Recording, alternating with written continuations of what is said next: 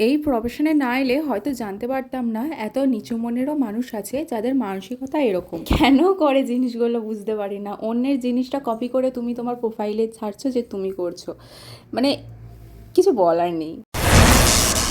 Hello everyone, সবাই কেমন আছো? আমি মেকআপ আর্টিস্ট পারমিতা। অনেকদিন পর আবার একটা ব্লগ ভিডিও নিয়ে চলে এলাম তোমাদের কাছে। 2 ডিসেম্বর ছিল আমার একটা শ্যুট, তার জন্যই ভোর 5টার সময় উঠে এত কষ্ট করে রেডি হচ্ছিলাম।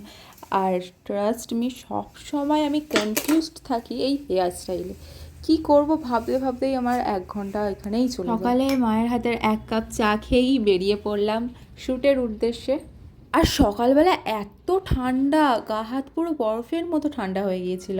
ফার্স্টে আমাদের ওখান থেকে একটা ম্যাজিকে উঠে পড়েছিলাম, ওখান থেকে আবার বাস ধরে ট্রেনে করে গিয়েছিলাম আমাদের বাড়ি থেকে ওখানে। লোকেশনটা অনেকটাই দূর, 4টে গাড়ি এক্সচেঞ্জ করে তারপরে যেতে হয়েছিল। আর সকালে উঠেই এত সুন্দর সুন্দর ফুল না কিনে থাকতে পারলাম না, ভাবলাম এই হলো আমার মিষ্টি মডেল। তো যেই ব্যাপারটা হয়েছে আমার সাথে, তো আমি এই মডেলটাকে সাজিয়ে পোস্ট করেছিলাম কালকে আপডেটের জন্য শ্যুটের।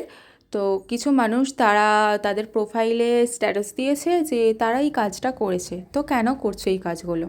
কষ্টটা আমি করছি, ইনভেস্টও আমি করছি, খাটছি আমি, নাম কেন তোমরা কিনছো? আমাকে অনেকে মেসেজ করেছে যে দিদি তুমি কেন প্রোফাইলে এটা পোস্ট করছো, এটা তো সেই ব্যক্তিটা করেছে আর কি, তার নাম নিচ্ছি না, বাট নেক্সট টাইম হলে আমি লাইভও করব আর তার নামও নেবো, তাকে আমি দেখাবো অবশ্যই।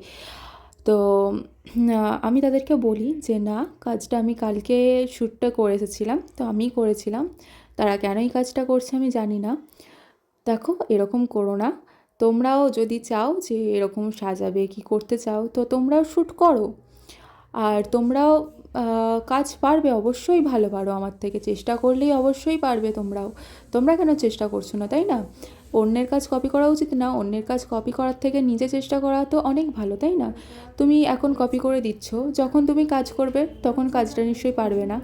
তখন তখন কি করবে তোমরা? হ্যাঁ, আমারও অনেক দোষ আছে, আমি বলবো না আমার দোষ নেই, কারণ আমি আমার লোগো লাগিয়েছিলাম না তখন, কারণ আমি আমার লোগো বানাতে দিয়েছিলাম না। এই কালকের ঘটনাটা হওয়ার পর আমি বানাতে দিয়েছি একজনকে।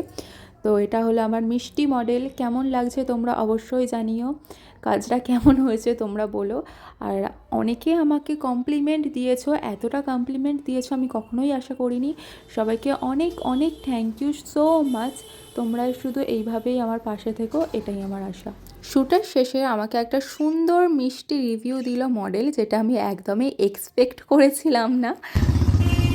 বলো কেমন লাগলো আজকে তোমার?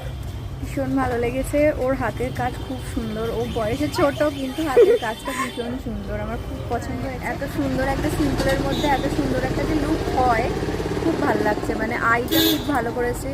বেস অনেকক্ষণ মেকআপ ডান হয়ে গেছে কিন্তু এখনও অবধি বেসটা খুব সুন্দর আছে, অ্যাজ ইট ইজ, মানে খুব সুন্দর।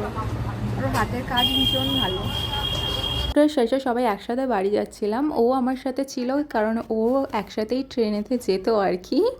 ও খুব মজাদার, খুব মিষ্টি। তোমরা ওকে বুক করতে পারো শ্যুটের জন্য অ্যাজ এ মডেল।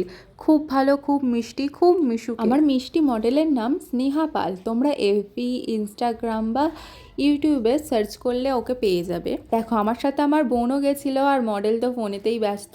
তো চলো টাটা, আমাদের ট্রেন এসে গেছে, দেখা হচ্ছে নেক্সট ব্লগে।